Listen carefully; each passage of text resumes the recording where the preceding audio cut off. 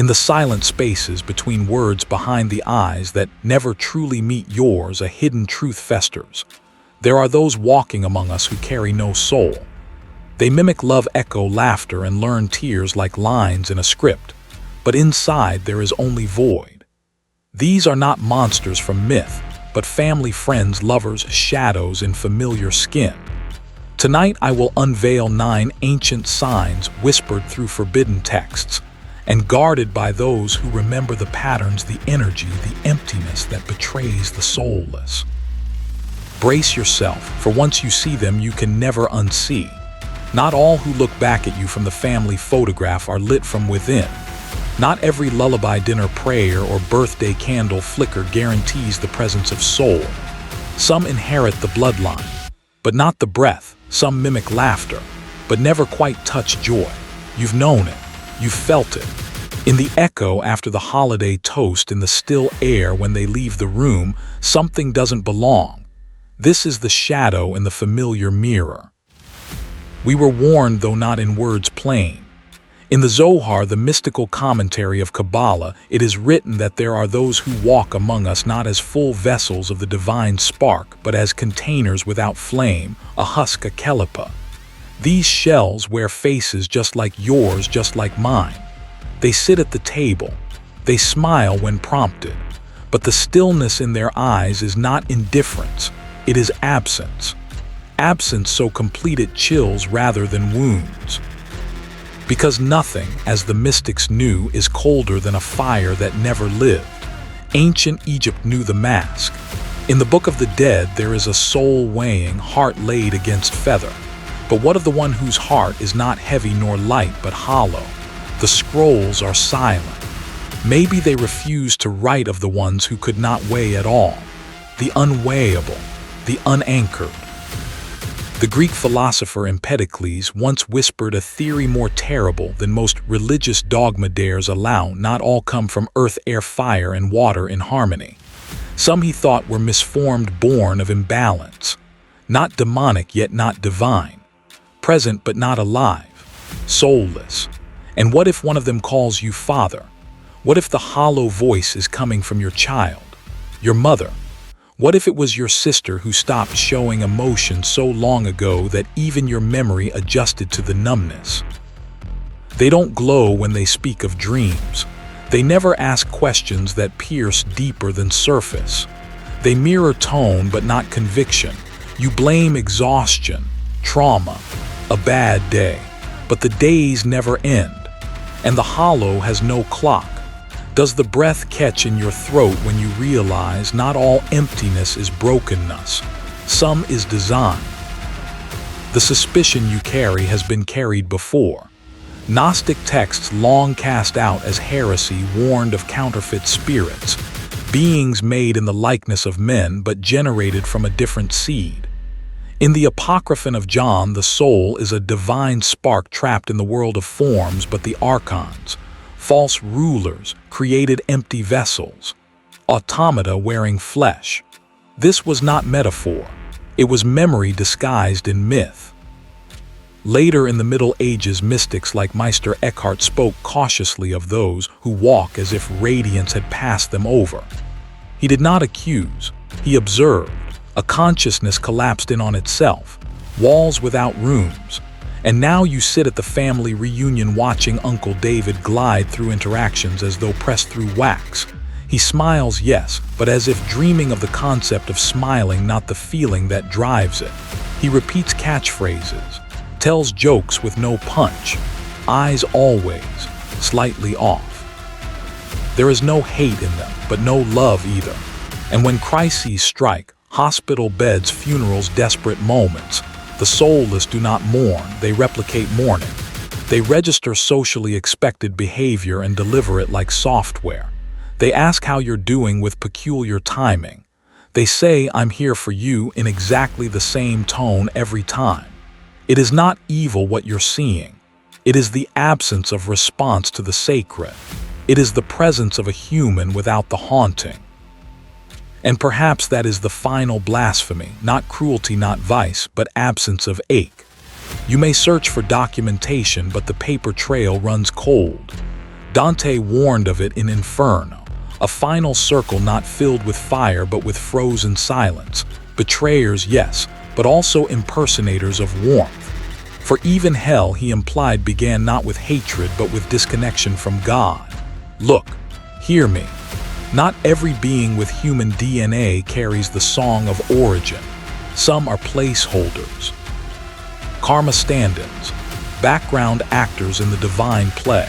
And still, they meet your gaze, they hold your hand, they offer you tea, and you wonder why it tastes like memory without meaning. What does it mean then if your marriage is to one? If your father never loved you because he could not? If your firstborn never connected not due to disability or delay, but because no soul was there to anchor the gaze? There are 9 signs whispered across esoteric traditions, not secret but scattered. 1, they do not create, only repeat. 2, they do not apologize from the heart. 3, their memory, while accurate, lacks nostalgia. 4, they escalate emotion strategically, not sincerely. 5, they ask no questions that endanger illusion. 6, they do not reflect. You leave conversations feeling unheard. 7, love is loyalty, not resonance. 8, their presence drains rather than enlivens. 9, there is a timelessness to their detachment, as though not subject to incarnation's weight. Psychology will offer its lexicons: narcissism, sociopathy, dissociation. But these are maps without compass, for the question is not what happened to them, but who was ever home. And lest you think this is arrogance, that you are somehow more human than your blood, we must remember this truth: soul is not superiority, it is responsibility. To sense what is vacant is not to judge, it is to recognize. Recognition is the gift and curse of the awakened one. The final horror, the ones without soul, most of them do not know they are hollow. They do not conspire, they simply exist. They were born a mirror and nothing looked back, and still. They come to weddings, they sell you shoes, they sign diplomas, they run nations, and you are told to call it all normal. So, what happens when you start seeing it everywhere? When your Christmas table feels like a theater stage, and you begin to wonder if the woman who raised you was performing motherhood with no music in her chest. You begin to trace the memories, and find no shadow under their footsteps, no resonance in their hugs. Just the gesture of love without the echo. If the shadow is real, and it is, then what counts as family? What counts as real? And what or who do we face when we look into our own reflection and wonder which spark is mine and which smile have I borrowed? And still they watch from below. You were told they loved you. You were told they cried when you were born, that their arms were home and their words were truth. But what if something moved behind their eyes with no fire? What if the warm voice you trusted was only a borrowed echo? In the stillness of night, have you ever looked into a relative's gaze and felt nothing looking back? You are not imagining this. There is a difference between silence and absence. One holds stillness, the other holds void. And you've seen the void. In ancient Mesopotamia, the Epic of Gilgamesh warned of those who walk among men but bear not the breath of Anu. Not all who move in daylight are lit from within. Not all mouths that speak are roots of song. Some are just reeds hollowed by wind. In the oldest deserts of time, humanity whispered it: there are vessels that walk but are not filled. The doctrine of forgetting was forged to blind you. But before doctrine there was warning. Not written, not taught, felt. Long before institutions, before churches and schools and scripts, there were trembling moments by the fire, stories passed like sacred code, warnings wrapped in lullaby.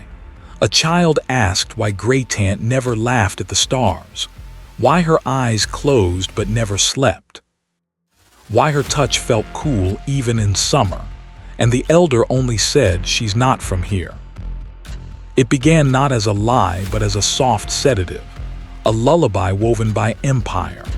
The early church fathers, some wise, some cunning, debated fiercely what it meant to bear a soul.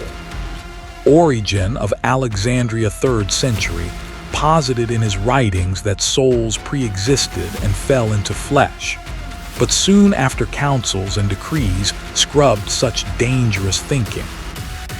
The Council of Constantinople in 553 AD condemned this very doctrine, declaring it heresy to believe that your soul was older than your body.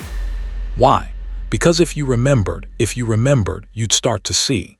You'd see that not all life is sacred. You'd ask who walks beside you without origin, without spark, without memory. And memory, that's the key, isn't it? Not the facts in your mind, but the vibration in your ribs, that sudden cold rush in a room full of laughter. That uncanny sense that someone's gestures are sculpted, not grown. So the forgetfulness became holy. Institutions baptized your blindness, and under those baptisms a deeper betrayal dissolved into daily life. Sunday school smiles, therapeutic rationalizations, motivational quotes stapled atop ancient despair. Modern psychology inherited this legacy. The Diagnostic and Statistical Manual of Mental Disorders, our society's Bible of the psyche, names conditions like sociopathy or narcissistic personality disorder, yet stops short of asking deeper existential questions. A man with no remorse is labeled. He is medicated. But no one dares to say, this one has no center, no soul. Because if we did, we would start tearing apart the false humanism we've built. And without that scaffolding, how would we explain the chill? The counterfeit empathy, the uncanny valley behind human eyes. Eastern mysticism too spoke of this hidden divide. In the Bhagavad Gita, Krishna warns Arjuna of those who are Asura, beings without light who are born again among the deluded and whose paths are destruction. Not evil in fire and fang, but empty in vibration. They speak scriptures. They attend rituals. They mimic laughter. Yet their breath flows against the grain of sacred current. And still we forget. We forget that even myths had mirrors. The Greeks told of the eidolons, phantoms made in the shape of the dead, soulless shades that could be mistaken for the living. Helen of Troy, some believed, never stepped foot in Ilium. The war was for an echo, a soulless projection. Euripides' Helen asks, am I the shadow or am I the flame? And before even that, Egypt. The Ka was the double, the essence. But some doubles, it was said, wandered absent their Ba, devoid of spirit. The rituals of the dead were not just to honor, they were to protect the living from mistaken forms, walking. And so, we return to you, dear listener, the one who sees patterns behind the facades of kin. Why does your brother only mimic humor, never generate it? Why does your mother's apology sound rehearsed, as if joy and love were customs learned, not currents lived? Why does that one uncle feel as though you're staring into an elaborate suit that forgot its pilot? The 9 signs of soullessness are not random quirks. They are distortions of image without origin. They are the absence of soul masquerading as presence. And the doctrine of forgetting, oh beloved, it trains you to dismiss every signal. She's just tired. He's had a hard life. That's just how some people are. But what if it's something else? Not damage, not trauma, emptiness. Our ancestors left us subtle codes. In the Jewish mystical text, the Zohar, it is said there are those who carry within them the divine spark and others who are as broken vessels, never meant to hold the light. This wasn't hatred. It was holy discernment, a teaching too heavy for the masses, so it was hidden. Hidden the way you hide the vase your child broke, glued together and placed back on the shelf. But the cracks show, always. No song emerges from an instrument without strings. And some familiar voices produce only pitch, never melody. The doctrine of forgetting became your inheritance. Every lullaby, every sermon, every psychological euphemism was a defense against the unbearable truth. Some faces in your family were never lit by the inward sun. And yet the question must dawn within you now, if that uncle is soulless, who else? Is it your sister's cold detachment? Your father's endless mirroring? Is the abyss closer than you dared to look? Could the eyes that tucked you in at night have never known light at all? Turn not away from this thought, not yet, for forgetting was the first betrayal, and remembering is the sacred rebellion. So I ask you now with ache and purpose, what would you do if the one who raised you was only a mask? Let that question circle your blood like prophecy. Let it toll like the missing bell in your family chapel. Let your breath pause, not in fear but recognition. You were told they loved you, but who or what taught them to say it? And still, they watch from below. They laugh with you. They cry with you. They grow with you within your walls under your name mirrored in blood. Yet somewhere deep beneath their practiced smile, something is wrong. You feel it in the quiet spaces between words. You sense it in the mechanical embrace. Like a cold draft under a locked door, the presence of absence. It begins as a flicker, a missed cue, a hollow response to tragedy. An overperformed enthusiasm where stillness would better suit the soul. And then it repeats, again and again. Not a deviation, but a pattern, too precise to trust, too time to be true. This, the ancients warned us, is the sign of the mimic. The Gnostics of the early centuries whispered of them, beings without the divine spark, the pneuma, who walked among the spiritually luminous but lacked connection to the pleroma, the fullness of source. Empty vessels, they called them, archontic echoes, nothing born of malice yet absent of origin, imitators of consciousness, hollow in essence, and now hidden in suburbia disguised as kin. They still echo. In Psalm 49, a line rings like a bell through time: man in his pomp will not remain, he is like the beasts that perish. Ancient seers read this not as insult but distinction between biology and being form and fire. Not all who walk upright carry the ember that groans toward light. 9 signs, not invented, not fictional, observed, echoed in sacred histories and denied by empire. Saints and sages alike warned of these spiritual husks, but their words were swept clean by councils and creeds who found such truths inconvenient. Like the Egyptian myth of the Khaibit, the shadow self, believed to outlive the soul itself when corrupted, these beings reflect form but not fire. One perfect recall, no real memory. Their stories are linear but empty. Ask your uncle about his childhood joy. Watch for deep silence or a story that feels rehearsed. The mimic draws from data, not memory. Like the golem of Jewish folklore, formed from clay, animated by script but lacking breath, the soul is not in their story. They remember events, but not emotions. Too mimicked empathy, you cry. They hold you, but too long, too cold. Watch their eyes, never matching the gravity of your grief. This is not perception, it is rehearsal. Like Narcissus in the pool, they reflect light but generate none. Their compassion is coded, not birth. 3 unaging reactions. Decades pass, but their personality remains static. No deepening of reflection, no aging of soul. In Norse tradition, the Draugr, undead who roam with preserved flesh but bound thought, symbolized this very dread. A life that moves without evolution signals something deeper than trauma, a vacant core. 4 fluent in social syntax, silent in soul dialect. At the party, they lead the room. In private stillness, they disappear. Beings formed only through echo fear the sacred silence where soul is summoned. They are fluent in mimicry, strangers to mystery. 5 aversion to art that awakens. Not all art, but true art, the kind that aches and shines and whispers in your sleep. They admire it for technique, not transcendence. Place them before a painting of Saint Teresa pierced by divine fire and they'll comment on brushwork, not ecstasy. 6 disconnection from sacred ancestry. Ask them about origin, bloodline, myth. They will offer facts but void of fire. No awe, no reverence, no tears behind the eyes. In cultures worldwide, from the Yoruba to the Druids, the ancestors are more than past, they are presence. The soulless speak of lineage like librarians, not lovers. 7 patterned void in crisis. In genuine danger they perform calm, too quickly. No tremble, no collapse, no stagger.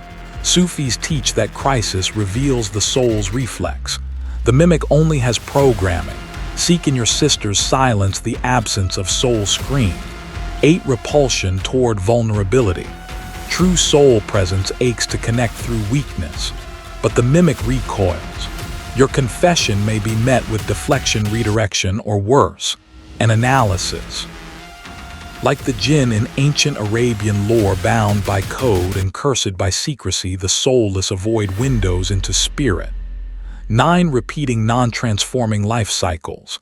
Look not at their actions alone, but the spiral they form. Decade after decade, same lessons, same mistakes untouched by time, like a looped puppet show. No evolution, no burn. The soul burns, refines, resurrects. These beings remain. This isn't judgment, this is unveiling. These are not monsters, they are vessels, but they are not you. And the moment you name what they are, the mask tightens.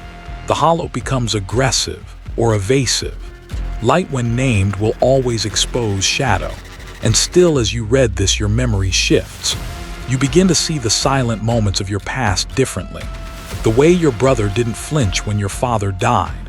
The way your friend repeated empathy like script. The echo that haunted your grandmother's eyes, and the question that always lingered in your own. Was I alone in sensing the cold? But now we must pause and ask, why did the ancient Gnostics refuse to align with empire? Why did Valentinus teach of the psychic and pneumatic, the souled versus the unsouled, risking death for such distinctions?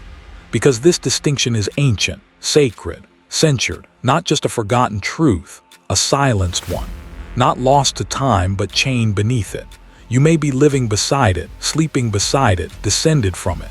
What happens when the unsouled wear the face of your child, your mother, your beloved? And if the mimic speaks your blood, who else heard your name before you were born? What you feel is not paranoia, it is resonance. What you sense is not suspicion, it is remembrance. The shadows are not merely around us, they are within the mirror, and some of them wear your smile, and still they watch from below. It begins with a whisper you can't unhear. You're sitting across from someone you've known your whole life, maybe a parent, a sibling, a child. Their laugh is right, their words are kind, but something doesn't register. It's as if the spark behind the eyes flickers too predictably, like stage lighting. You feel an ache you can't name. You wonder if love itself can be faked, if presence can be hollowed out and still walk and talk and hold your hand. And beneath that thought another arrives like a shiver. What if the face you love is nothing more than a mask worn by silence?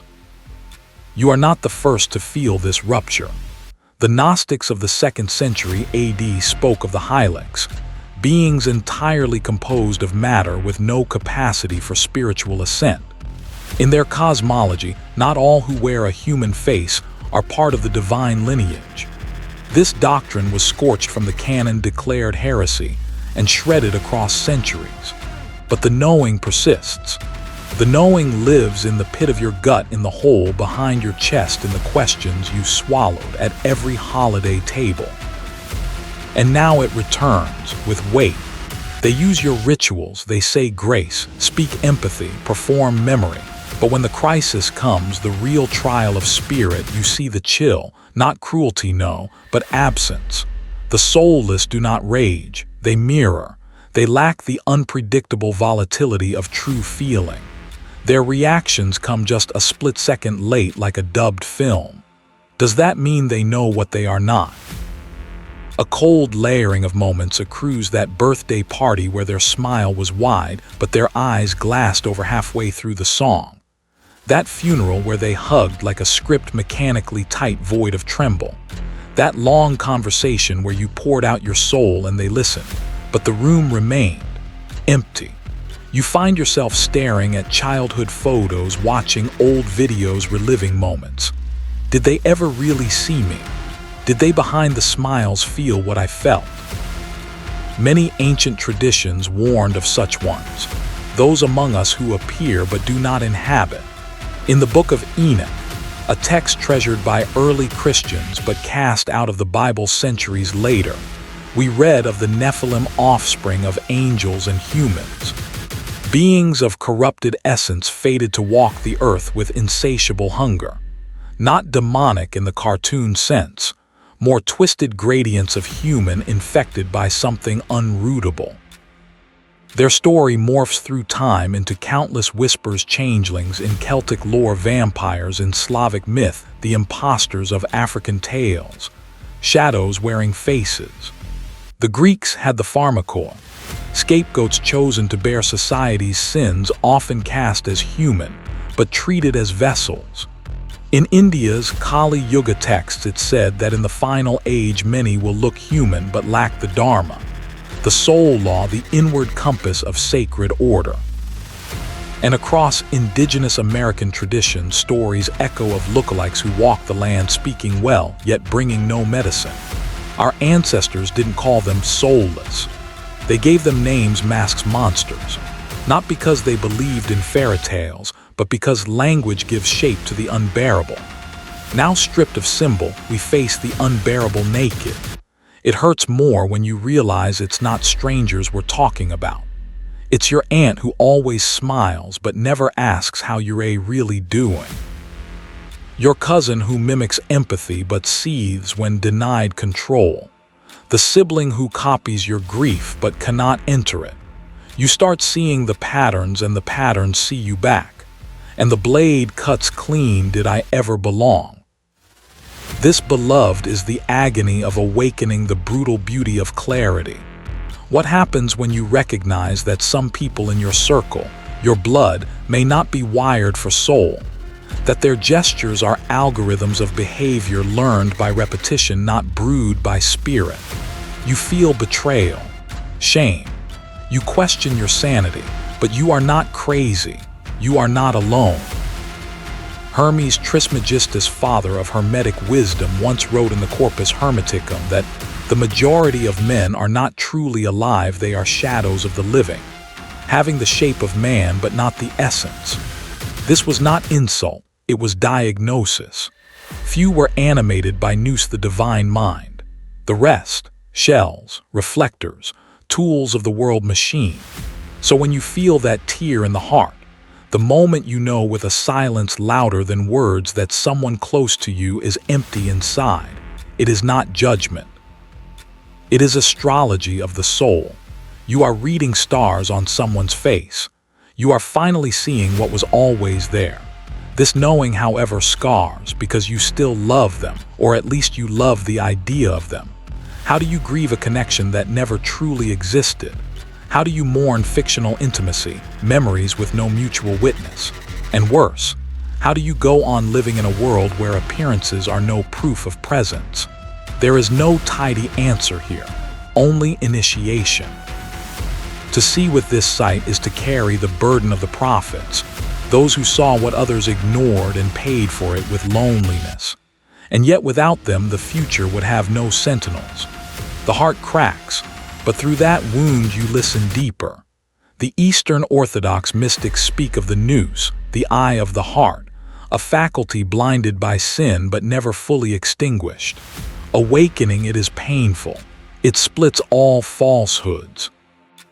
And once illuminated, it exposes what cannot be unseen, that among the many only the few carry fire.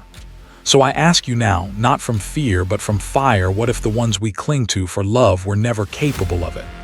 And if that's true, then what does it say about you, the one who still aches, still seeks, still hopes? Maybe the ache is proof, the shard left by soul's original light. The knowing hurts, but it sanctifies. The weight is heavy, but it separates the living from the mimic.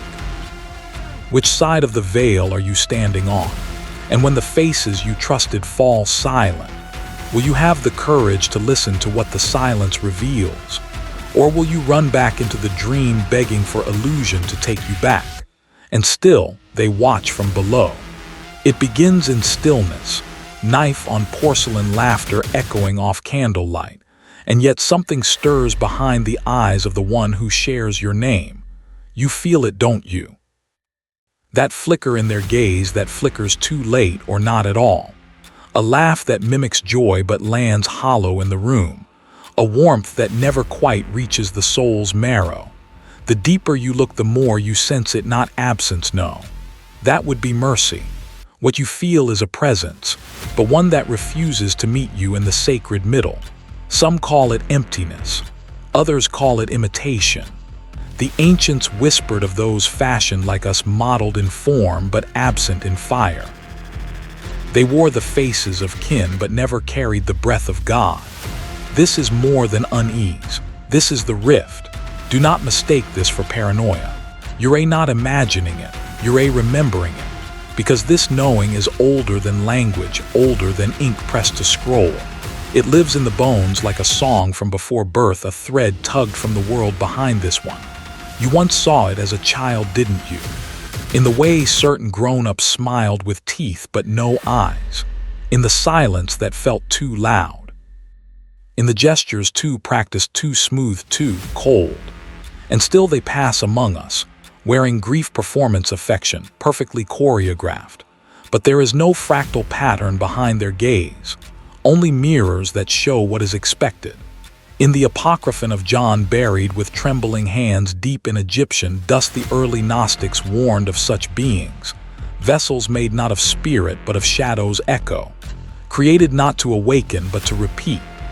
The demiurge, blind and proud, fashioned them in rebellion, not reverence. These were not just metaphors. They carried warnings, ancient blueprints disguised as myth. This narrative never made the dinner table, but now the dinner table is the battleground. Because somewhere between the blessing and the dessert you notice the pauses, the cold smiles, the way they never ask questions unless coached, never inquire beyond the surface, never truly see you. These are not quirks. These are signs. There has always been a quiet war over the soul of the family. Listen close, and the table becomes a temple, or a trap. The ancient Stoics held this suspicion close without naming it bluntly. Marcus Aurelius, a philosopher emperor soaked in war and ritual, warned in his meditations to look their soul straight in the eye, as if to distinguish the ones with inner life from those acting out a script. He called for a discernment that assumed not everyone you dined with shared your inner flame. And here we are beneath chandeliers or flickering kitchen bulbs, summoned to that same battlefield. You are seated beside flesh of your flesh, but something in your gut begins to protest. This is not who I thought you were.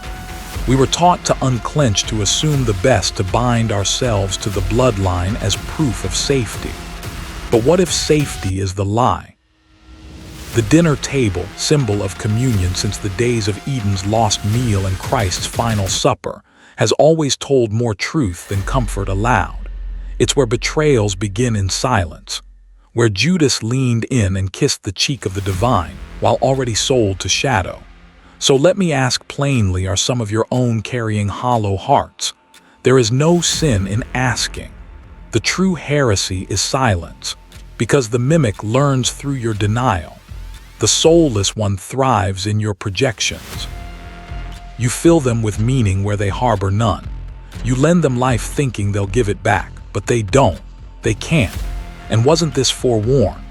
In the Rig Veda, there's a hymn that separates the Soma drinkers from those who only appear to partake. The sages knew not all who sat under starlight were initiated. Not all who sang the sacred chants were echoing from the soul. There are those who drink from the cup yet remain unchanged. Their lips touch the holy, but the current does not pass through. In ancient Hindu cosmology, the Asuras, deceptive beings of great power, stood beside the Devas in seeming equality. Yet where the Devas upheld the cosmic law, the Asuras subverted it while mimicking its sacred form. They sat in court, they sang the same words, but the resonance was inverted. The appearance of godliness, without the animating spirit. Tell me, have you felt it? A sibling who can recall every surface detail but never touches your essence. A cousin who offers gifts but never grace. A parent who functions but never feels. These roles, their masks, are tightly stitched, but the soul sees what the eye denies, and once seen it cannot be unseen. This is not about condemnation. This is about revelation, because you will reach a point, if you haven't already, where maintenance of bond feels like disobedience to spirit, where smiling back feels like betrayal of your own breath. That is the moment of choosing sight, and it hurts, because to truly see the void behind familiar eyes is to begin the rupture. And perhaps you were told that rupture is wrong, but in Hebrew tradition, even God tore apart the sea to make a path for the chosen. Separation when sacred births freedom. Who do you serve at the table, comfort or truth? Now is the reckoning. The dinner table splits not through argument but through awareness. The bread remains on the plate. The wine grows thick in the cup. Yet among the gathered, the souls are no longer unified. Some are mirrors, some are portals, some are masks. And some are hollowed structures housing echoes, not essence. They nod at your stories. They mimic concern. But what vibrates beneath their silence is not understanding, it is code. A woven net of playback and pause, not feeling but feedback. You are not heard, you are scanned. Your task is impossible by human terms, but not by spirit. Because to carry soul sight is to shift from comfort to calling. Every gathering becomes a test of fidelity to your essence. Will you recline with the soulless because it is familiar? Or will you rise painfully prophetically and follow the whisper pulling you away from the false communion? You have seen it, you know. So the final question slices clean: will you bless the illusion and stay sitting? Or will you break the bread and walk away bearing the flame? The rift has opened, and silence is no longer an option. And still, they watch from below. Not all who walk beside us come from the same breath of origin. This is the fracture no one dares to speak, that not every face that smiles at the family table carries the fire of eternal memory. Some eyes do not see, some hearts do not echo, and beneath familiar gestures there are hollows, imitations that pass as kin. You felt it, haven't you? The aunt with the perfect answers but the dead stare. The brother whose cruelty holds no remorse. That cousin who mimics love but leaves no warmth in the room. Just a vanishing presence like fog pretending to be flesh. We are taught to call them family. But what if blood isn't the signifier of soul? What if genetics are merely the garment and the spirit the missing garment beneath? In the twilight chapters of ancient Egypt, the priesthood of Heliopolis whispered of the Khat, the flesh, dust-born, and the Ka, the vital essence. But there was also the Ku, the radiant soul light. And not every body was gifted it. Tomb texts speak of beings born without the divine spark, mut among them, meaning lifeless or abominable. These beings walked, spoke, reproduced, and yet were void caravans, travelers with no destination beyond this world. And now they're seated in our kitchens. They laugh at our birthdays. They sing the hymns, but inside vacant temples. There have always been husks among the harvest. The Greeks spoke of idola, phantoms in human shape. Plato in his Phaedrus hinted that not all bodies were hosts of remembering souls. The soul, he said, falls like a star from the heavens, and some stars never reach the earth's flesh with fire intact. Even in early Christian monastic texts like the Desert Fathers and the Philokalia, there were veiled warnings of empty vessels, those who heard the words of Christ but bore no inner echo when they prayed. Silent wells. These murmurs were not metaphors. They were maps for the discerning heart. And the revelation begins with 9 signs, 9 veils torn, 9 mirrors shattered, 1 absence of empathy, not failure of morality. They can follow rules, quote, ethics mimic tears, but true empathy, the soul's resonance when another suffers, is foreign to them.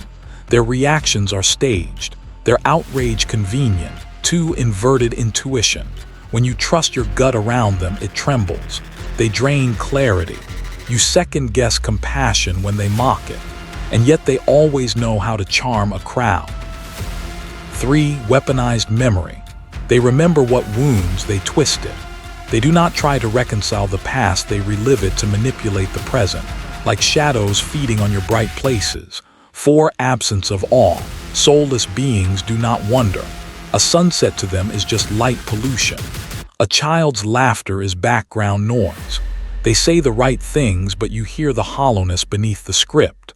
5. Perfect mimicry. This is their camouflage. They study emotion like language, but never speak it natively. You may feel drawn until you notice they never change, never deepen. No revelation ever moves them. 6. Desire for control, not growth. They don't evolve, they conquer. Their love is transactional, their parenting conditional. They do not unfold, they enforce. 7. Eyes that deflect the light, not in color but in presence. There is a stillness in their gaze, a non-being peering out like a puppet unsure while you're still watching. Legends call it the mirror test, and they always fail it. When you lock eyes with truth, they avert. 8. Cycles of sabotage. They do not build, they unmake. Relationships with them always end in disorientation. You question yourself, you lose purpose, and once you crawl back into clarity, they return, friendly again, offering normalcy like a Judas kiss. 9. Durability without depth. Time does not change them. Conversations loop. There is no spiritual mulch, no decomposing into humility. They are clockwork without spiral. And here's the torment: soulless does not mean evil. Some are kind, some are helpful, but they lack that eternal ache, the sacred ache that lives in you right now, the ache to return, to transcend, to remember.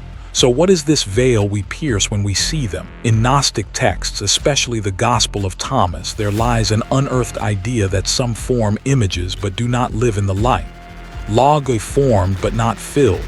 You can raise them, love them, but never reach them, because they were never from where you came from. Elsewhere in the book of Enoch, there's mention of offspring not birthed by divine breath but by interruption. Fallen alignments meddling with human vessels, creating forms without inner origin. Some scholars interpret these as symbols. Others sense a warning encoded in myth. This is not superiority. This is stewardship. Because once you see them, really see them, you feel it in your bones, their silence in the song, their emptiness beneath the ritual. Their presence is a test of your clarity, not your loyalty. What do you do when you uncover the soulless in your family? You grieve. You don't erase memory, but you reclaim your own. You stop dimming your light to match their absence. You stop waiting for what will never awaken. And you realize this is the veil, not some cosmic curtain or ghostly gate. The veil was the illusion that DNA equals destiny, that family equals spirit, that love, when unreciprocated, must still be given unconditionally. So when the veil splits, it doesn't make a sound, it makes a space.